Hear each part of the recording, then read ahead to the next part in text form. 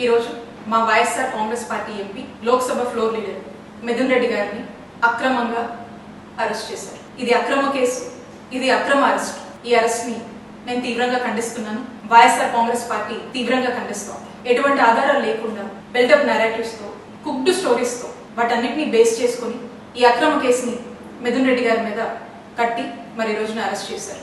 అధికారాన్ని ఉపయోగించి కొంతమంది గవర్నమెంట్ ఆఫీసర్స్ మీద, గవర్నమెంట్ ఎంప్లాయీస్ మీద, ఇంకా కొంతమంది మీద అధికారాన్ని ప్రయోగించి వాళ్ళని భయపెట్టి, బెదిరించి, తిట్టి, అవసరమైతే కొట్టి, ఆశ చూపించి ఫ్యాబ్రికేటెడ్ స్టేట్మెంట్స్ ని వాళ్ళ దగ్గర తీసుకొని ఆ స్టేట్మెంట్స్ ని బేస్ చేసుకుని మిథున్ రెడ్డి గారిని అరెస్ట్ చేశారు. దీన్ని లిక్కర్ స్కామ్ అని పేరు పెట్టి senior retired IAS Dhananjaya Reddy గారిని, ఓఎస్డి కృష్ణమోహన్ రెడ్డి గారిని, చెవిరెడ్డి భాస్కర్ రెడ్డి గారిని, ఇప్పుడు మిథున్ రెడ్డి గారిని అరెస్ట్ చేశారు. మా హయాంలో, మా జగనన్న హయాంలో ఎటువంటి లిక్కర్ స్కామ్ జరగలేదు. ఇదే కాదు, ఏ స్కామో జరగలేదు.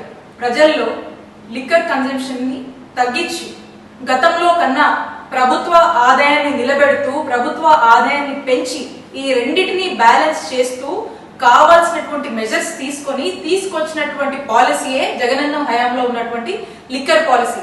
మేము దాన్ని చాలా ట్రాన్స్పరెంట్ గా జగనన్న హయాంలో ఈ పాలసీని అమలు చేయడం జరిగింది. మీరు అంటున్నారు కదా లిక్కర్ స్కామ్ అది ఇదని. అసలు వాస్తవంగా లిక్కర్ స్కామ్ ఎప్పుడు జరిగిందో చెప్పనా? చంద్రబాబు నాయుడు గారి హయాంలో 2014 నుంచి 2019 వరకు మీరు తీసుకొచ్చినటువంటి లిక్కర్ పాలసీ రూల్స్ అన్ని డివేట్ అయ్యి ఏ విధంగా మీరు లిక్కర్ ని మీరు ఎక్స్ప్లాయిట్ చేశారో అప్పుడు జరిగింది. దాన్ని స్కామ్ అంటారు.